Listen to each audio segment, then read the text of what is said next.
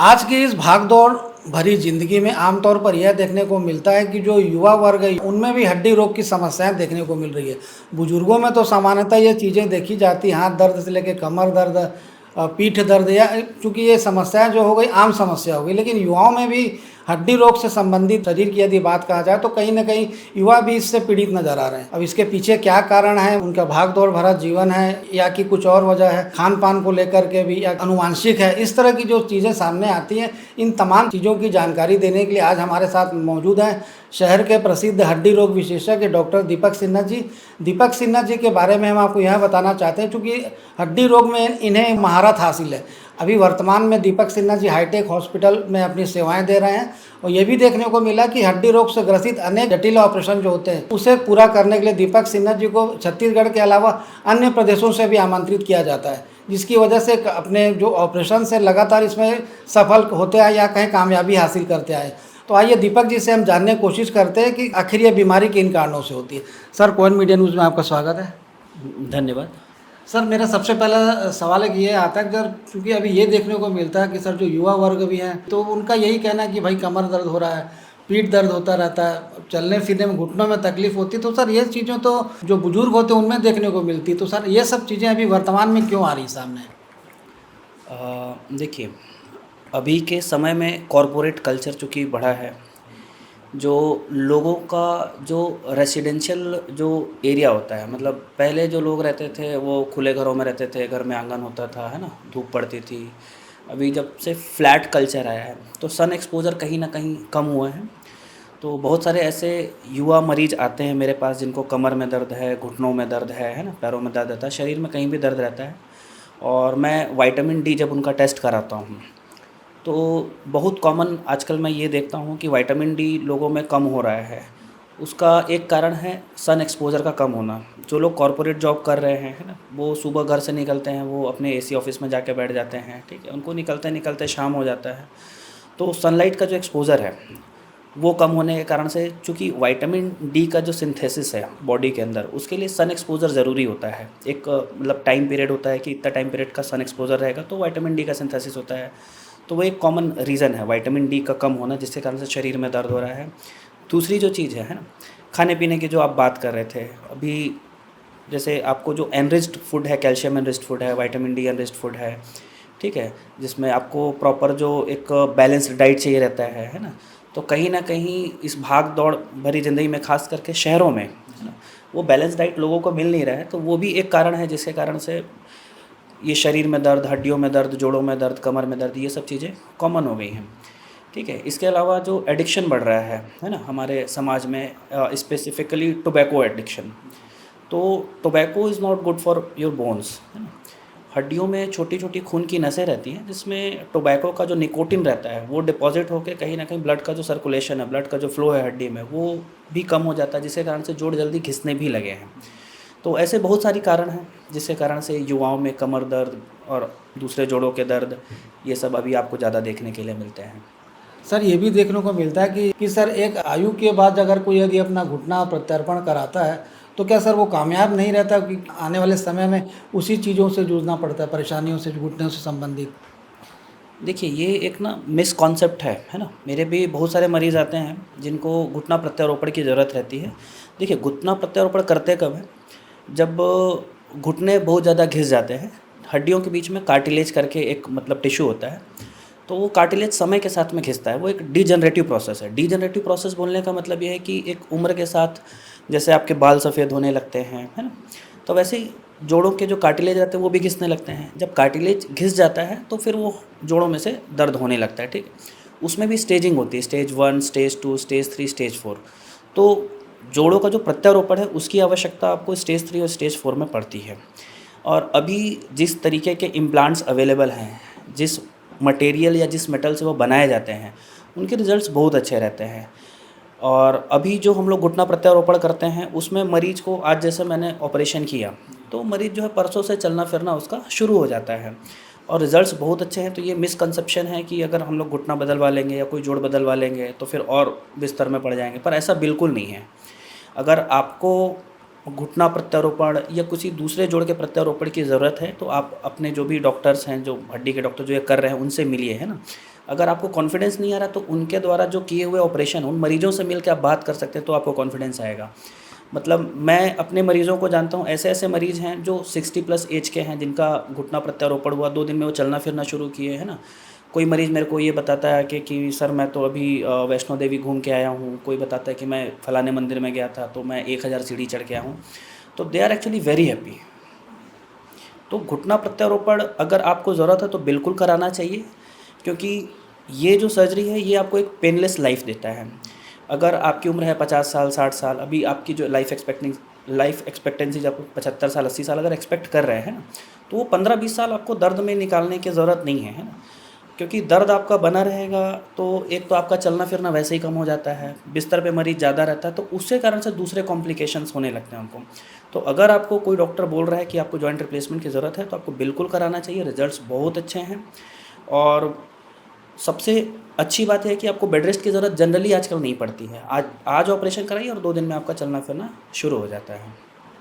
कई लोगों में ये भी समस्या देखी जाती है कि हाथ पैर में सर एक उम्र के बाद सूजन होने लगती है सर, पता नहीं किस बीमारी की वजह से होती है। लगातार लोग देसी दवाई खाते हैं, चिकित्सकों के पास जाते हैं, लेकिन वो सर बीमारी यथावत रहती है, लेकिन उसका जो प्रभाव है लंबे समय तक सर दिखाई देखने को नहीं मिलता सर। देखिए, हमारे देश में जो सबसे कॉमन कारण है सूजन होने का पैरों में, वो है हीमोग्लोबिन की कमी। ठीक है, ये जनरली लोगों को पता नहीं रहता है, पर खून की शरीर में कमी होने से शरीर में सूजन आता है, ये सबसे मुख्य कारण है। इसके अलावा जो लीवर की प्रॉब्लम्स हैं, जिसमें आपका शरीर में प्रोटीन कम हो जाता है, उसमें भी शरीर में सूजन आता है। किडनी की कुछ बीमारियाँ, उसमें शरीर में सूजन आता है। थायराइड की बीमारी है और हार्ट प्रॉब्लम्स है, तो ये सब कारणों से आपके शरीर में सूजन आता है। पर फिर भी सबसे जो मुख्य कारण है वो खून की कहीं ना कहीं कमी है, जिसको बैलेंस डाइट से, अच्छे खान पान से और दवाइयों से कंट्रोल किया जा सकता है। सर ये भी देखने को मिलता है कि घुटनों में दर्द है, कमर में दर्द है, तो वो किसी हड्डी रोग विशेषज्ञ के पास जाने की बजाय सीधे मेडिकल स्टोर से दवाई खरीदते हैं, उसका सेवन करते हैं, तो कुछ दिनों तक तो ठीक रहते हैं सर, लेकिन ये दोबारा वो दर्द उठता है। तो इस तरह के जो प्रक्रिया करते हैं, डायरेक्ट मेडिकल स्टोर से दवाएं खरीदते हैं सर, ये कहाँ तक उचित है? देखिए, ये बिल्कुल ही उचित नहीं है ना।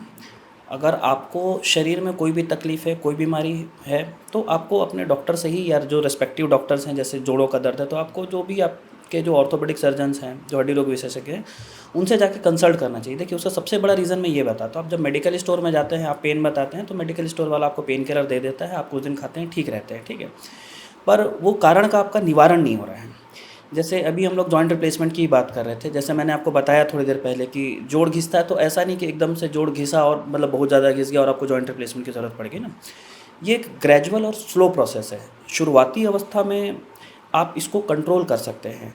शुरुआती अवस्था जैसे मैं बात करूँ, जैसे स्टेज 1 या स्टेज 2 का जो आर्थराइटिस होता है, उसको सिर्फ लाइफस्टाइल मॉडिफिकेशन से कंट्रोल किया जा सकता है। जैसे शुरुआती अवस्था में अगर आप ज़मीन पर बैठना छोड़ दें, स्क्वाट करना छोड़ दें, है ना, कुछ एक्सरसाइजेस रहते हैं वो करें आप, तो आपका घुटना उसके आगे नहीं घिसता है।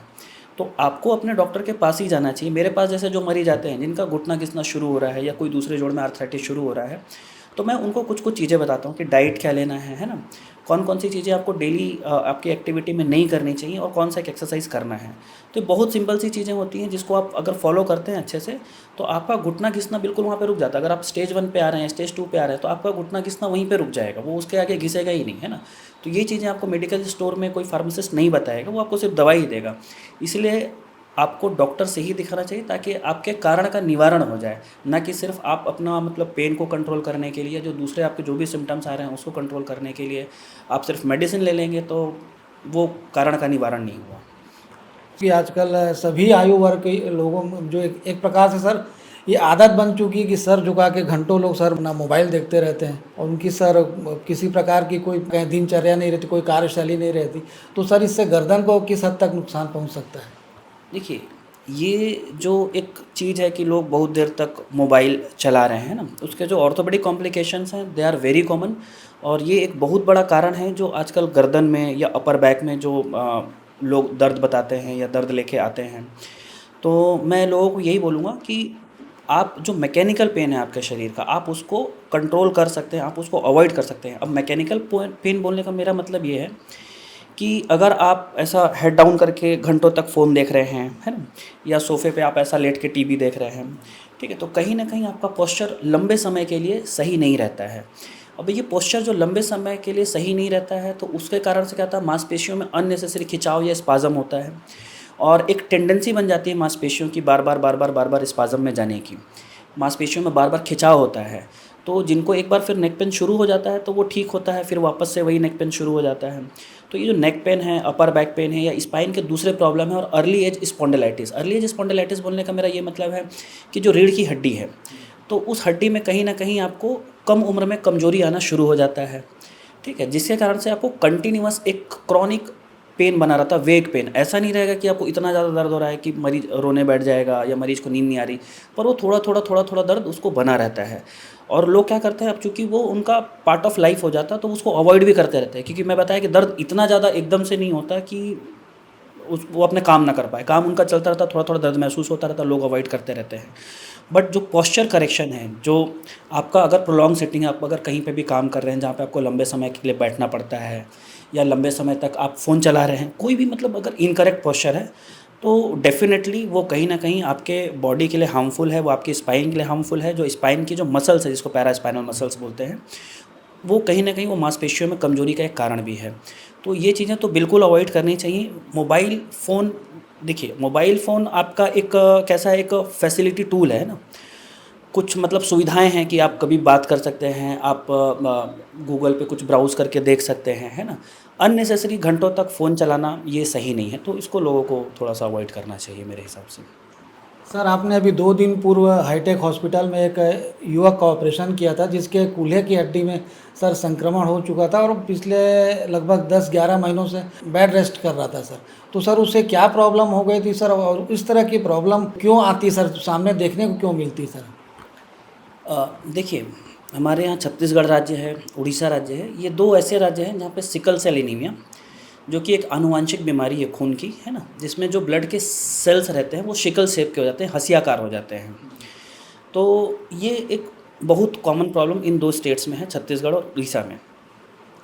कूल्हे के जोड़ का ख़राब हो जाना ये कोई बहुत रेयर प्रॉब्लम नहीं है सिकलिंग के मरीजों में, ये कॉमन प्रॉब्लम है ना। पर ये मरीज़ में जो तकलीफ़ें हुई ये बहुत रेयर थी।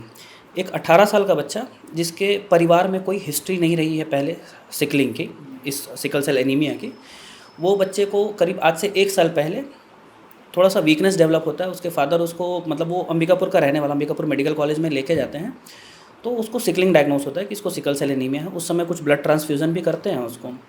फिर कुछ समय के बाद वो बच्चे को हिप जॉइंट्स में पेन शुरू हो जाते हैं, तो वो फिर से वापस से अस्पताल लेके जाते हैं, तो उनको पेन किलर वगैरह दे के वहाँ से भेज दिया जाता है, ठीक है। अब देखिए, बच्चे का जो इलाज चल रहा था, सिकल सेल की दवाइयाँ शुरू हो गई थी, but he was not counselled for diet और क्या क्या प्रिकॉशंस लेने चाहिए। जैसे मैं एक बहुत कॉमन सी चीज़ बात, चूँकि हमारे प्रदेश में बहुत सारे ऐसे मरीज हैं जिनको सिकल सेल एनीमिया है, तो आपके शरीर में कभी भी पानी की कमी नहीं होनी चाहिए, ठीक है। ये जो ब्लड का जो शेप चेंज तभी होता है जब शरीर में डिहाइड्रेशन या पानी की कमी होती है। तो बहुत सारी चीज़ें हैं जो मरीज़ को पता रहनी चाहिए, है ना, कि अगर उसको फीवर आ रहा है, उसको लूज मोशन हो रहा है, उसको वॉमिटिंग हो रहा है, या बहुत ज़्यादा उसका सनलाइट एक्सपोजर हो गया, किसी भी कारण से अगर शरीर में पानी कमी होगी, तो उसके जो सिकल सेल के जो नंबर्स रहते हैं, जो परसेंटेज रहता है सिकल सेल का ब्लड का, वो कहीं ना कहीं बढ़ जाता है। अब ये जो सिकल सेल के परसेंटेज बढ़ने से खास करके जो हिप जॉइंट है उसमें ब्लड का सर्कुलेशन कम होने लगता है, और लंबे समय तक ऐसी परिस्थिति बने रहने से हिप जॉइंट उसके ख़राब होने लगते हैं। तो कूल्हे का जो जोड़ है उसमें आर्थराइटिस सिकलिंग की वजह से होना ये बहुत कॉमन प्रॉब्लम है। पर इस बच्चे में क्या हुआ, उसने प्रॉपर डाइट फॉलो नहीं करा, ठीक है, जिसके कारण से उसकी इम्यूनिटी भी वीक हो गई। तो उसका हिप जॉइंट जो ख़राब हो रहा था, तो उसमें क्या मवाद बनना शुरू हो गया, ठीक है। फिर उसका प्रॉपर इलाज नहीं होने के कारण से वही मवाद जो है शरीर के दूसरे हिस्सों में फैलने लगा। उसके जो लोअर बैक है, जो लंबर स्पाइन है, उसके दोनों तरफ की जो मांसपेशियाँ थी, उसको सोवास मसल्स बोलते हैं हम लोग, तो उसमें भी उसको काफ़ी सारा पस बन गया, है ना। उसके बटक्स की जितनी मसल्स थी उसमें भी बहुत पस बन गया, उसके हिप जॉइंट में भी पस बन गया। तो ये चीज़ें थोड़ा सा ज़्यादा कॉम्प्लिकेटेड हो गई, है ना। हिप जॉइंट का ख़राब होना इज़ अ कॉमन प्रॉब्लम, ठीक है। और उसके बाद क्या हुआ, एक बहुत रेयर चीज़ हुई कि उसका हिप जो था वो स्पॉन्टेनियसली डिसलोकेट हो गया। उसका जो कूल्हे का जोड़ था वो अपनी जगह से सरक गया, बिना किसी चोट के, बिना किसी ट्रॉमा के जोड़ खिसक गया। तो वो ज़्यादा कॉम्प्लिकेटेड, अब वो बच्चे को बहुत ज़्यादा पेन होने लगा, है ना। तो अंबिकापुर मेडिकल कॉलेज से उसको एम्स रायपुर रेफ़र किया गया, है ना। 15 दिन तक बच्चा भर्ती था। तो एम्स के जो डॉक्टर्स थे उन्होंने सर्जरी प्लान करी थी कि जब ये थोड़ा सा मतलब बच्चे में थोड़ा सा सुधार आएगा, जब शरीर में थोड़ा सा मवाद कम होगा तब ऑपरेशन करेंगे।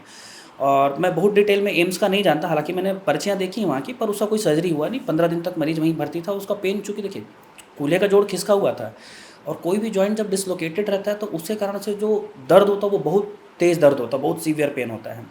तो बच्चे को क्या था कि वो 24 घंटा वो एनाल्जेसिक्स लेता ही रहता था।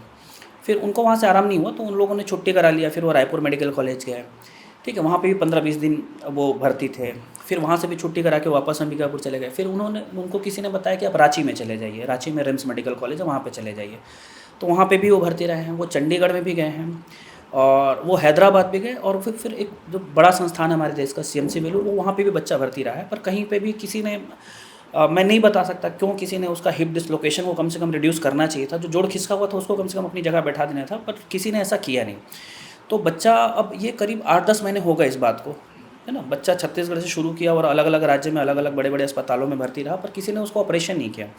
तो दर्द उसका 24 घंटा बना रहता था। वो बच्चा लेटा ही रहता था, वो ना बैठ पाता था ना करवट ले पाता था, खड़े होना चलना तो आप छोड़ ही दीजिए।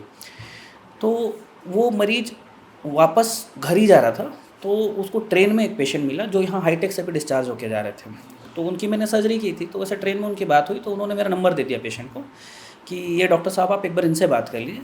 तो पेशेंट ने मेरे को रात को कॉल किया, तो मेरी बात हुई इनसे, मैंने बुलाया उसको, वो अगले दिन सुबह सुबह आ भी गए। फिर मैंने बच्चे को देखा तो वो बच्चे का इलाज करना बहुत चैलेंजिंग था। कारण क्या है कि बच्चा 10 महीने से बिस्तर में पड़ा हुआ है, सिकल सेल एनीमिया है, बस इतना ज़्यादा बन चुका था। अब उसका बीपी वगैरह भी डाउन होने लगा था, किडनी में भी थोड़ी सी तकलीफ आना शुरू हो गई थी।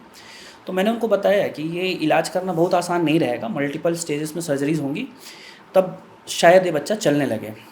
तो वो इस बात से खुश थे कि चलिए सर आपने बोला तो कि शायद बच्चा चलने लगे। अभी तक उनको ये बात भी किसी ने बोली थी, सबका यही बोलना था कि शायद ये नहीं चलेगा बच्चा। तो मल्टीपल स्टेजेस में सर्जरी हुई। पहले इन्फेक्शन को कंट्रोल करने के लिए शरीर से उसके मवाद को निकाला गया, है ना, उसके जोड़ को अपनी जगह पर बिठाया गया, ताकि जो एनाल्जेसिक की ज़रूरत पड़ रही, जो दर्द निवारक गोलियों की ज़रूरत पड़ रही है, जिसका बॉडी में दूसरा साइड इफ़ेक्ट भी हो रहा है, उसके जो यूज़ है उसको हमने मिनिमाइज़ कर दिया। तो पहले हमने इन्फेक्शन कंट्रोल किया, उसके जॉइंट को वापस से अपनी जगह पे लाया। अब चूँकि जोड़ उसके पूरे ख़राब हो गए थे, और एक उसमें सबसे कॉम्प्लिकेटेड चीज़ ये थी कि जोड़ों का ख़राब होना तो कॉमन है, फिर से मैं बोल रहा हूँ, पर जो पेल्विस बोन होता है, जो बड़ा एक गर्डल होता है, वो पूरे हड्डी में ही इन्फेक्शन हो गया था। तो वो हड्डी को भी इन्फेक्शन को कंट्रोल करने के लिए उसकी सर्जरीज़ की गई, और उसके बाद में उसके जोड़ की सर्जरी की गई। अब जो है बच्चा, वो 3 सर्जरीज़ मैंने करी हैं उसकी 2 महीनों में, और मैंने बताया था उनको पहले से कि 3 सर्जरीज़ लगेंगी, और 3rd सर्जरीज़ के बाद में अभी बच्चा जो है वो वॉकर से चलना शुरू कर दिया है। और चूँकि वो 10 महीने से बिस्तर में पड़ा हुआ था तो उसकी मांसपेशियाँ बहुत ज़्यादा कमज़ोर हो गई थी, तो मांसपेशियों में ताकत नहीं है, तो उसको अभी हमने फिजियोथेरेपी पे रखा है। और मैं ऐसा उम्मीद करता हूँ कि 1 से 1.5 महीने में वो बच्चे का वॉकर भी छूट जाएगा और वो चलने लगेगा, और वो लोग बहुत खुश हैं। और उनको इस बात की निराशा है कि वो छत्तीसगढ़ का मरीज़ है और वो पूरे भारत में घूम के आया, पर उसको कहीं से आराम नहीं मिला, पर वो छत्तीसगढ़ में ही ठीक हो गया। तो ये लोगों को पता नहीं रहता है। तो हम लोग अभी हाईटेक हॉस्पिटल में कर रहे हैं, बहुत कॉम्प्लिकेटेड सर्जरीज़ कर रहे हैं, रेगुलर जॉइंट रिप्लेसमेंट कर रहे हैं, एडवांस ट्रॉमा कर रहे हैं, पॉलीट्रॉमा कर रहे हैं, और पेन मैनेजमेंट का भी हमने अभी क्लिनिक जो है वो स्टार्ट करा है, ठीक है। पेन मैनेजमेंट क्लिनिक से आप ऐसा समझ लीजिए कि मेट्रोज़ में अभी तो अच्छा खासा कल्चर उसका डेवलप हो गया है। हमारे यहाँ पे छत्तीसगढ़ में भी बहुत ज़्यादा लोग पेन मैनेजमेंट पर फोकस नहीं करते हैं, पर अभी हम लोग के पास फुल फ्लेज्ड फैसिलिटीज़ हैं पेन मैनेजमेंट के लिए। पेन मैनेजमेंट, जैसे जोड़ में आपको दर्द हो रहा है, ये एक कॉमन प्रॉब्लम है। शाइटिका की प्रॉब्लम एक बहुत कॉमन है ना। और भी दूसरे झंझनाहट होना शरीर में, सुन्नपन होना, पर बेसिक जो फोकस है वो पेन पे है। तो पेन मैनेजमेंट में कोई सर्जिकल इंटरवेंशन हम लोग नहीं करते हैं, हम लोग कुछ इंजेक्शंस यूज़ करते हैं। ओजोन एक गैस होती है, ओजोन गैस का यूज़ करते हैं। और हम लोग का जो ये जो बेसिक जो टारगेट रहता है वो रहता है कि पेन जनरेटर जो है, जहाँ से शरीर में दर्द उत्पन्न हो रहा है, वहाँ पे जो नसें जो दर्द को उत्पन्न कर रही हैं, जो पेन का सेंसेशन कैरी कर रही हैं, तो उसके जो उसको ब्लॉक करना, वो सेंसेशन जो कैरी कर रही है उस कंडक्शन को ब्लॉक करना, ताकि पेशेंट को पेन नहीं हो। तो इस पे भी अभी अपना फोकस है, और हम लोग के पेशेंट अभी धीरे धीरे बढ़ रहे हैं, और पेशेंट बहुत सेटिस्फाइड हैं, and we are also satisfied. तो सर, हमारे दर्शकों को आप क्या संदेश देना चाहेंगे हड्डी रोगों से बचाव को लेकर के, उसे आजीवन मजबूत रखे जाने को लेकर? देखिए 3-4 चीज़ें हैं। You should focused on the diet आपका बैलेंस डाइट होना चाहिए, टाइम से होना चाहिए। Sunlight exposure minimum half an hour का, आधे घंटे का कम से कम डेली सबको लेना चाहिए। आपको कैल्शियम और जो विटामिन डी जो सब्सटेंस मिल रहे हैं जिस डाइट में, उस डाइट पे फोकस करना चाहिए। And you should do regular physical activity, आपको थोड़ा बहुत एक्सरसाइज डेली करना चाहिए। और कभी भी सबसे इंपॉर्टेंट चीज़ ये है कि अगर आपको शरीर में कोई बीमारी हो रही है, कोई तकलीफ हो रही है, तो आपको अपने डॉक्टर के पास जाके सलाह लेनी चाहिए कि इस बीमारी को आगे बढ़ने से कैसे रोका जा सकता है, इसको कैसे क्योर किया जा सकता है। तो diet, exercise, no addiction and consultation, तो इस चीज़ पे अगर आप फोकस करेंगे तो आपकी हड्डियाँ, जोड़, स्पाइन सब कुछ ठीक रहेगा।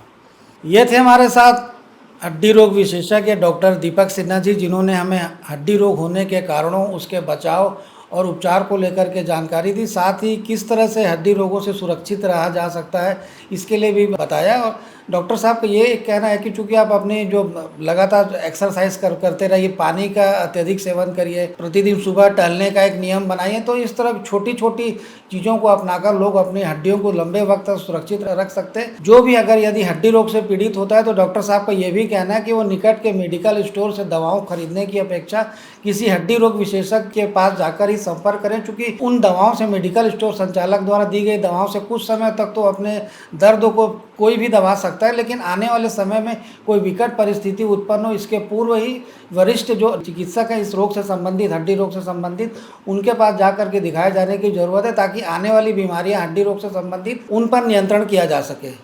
कोइन मीडिया न्यूज़ के लिए दीपक तल्लेवार के साथ संजय दुबे।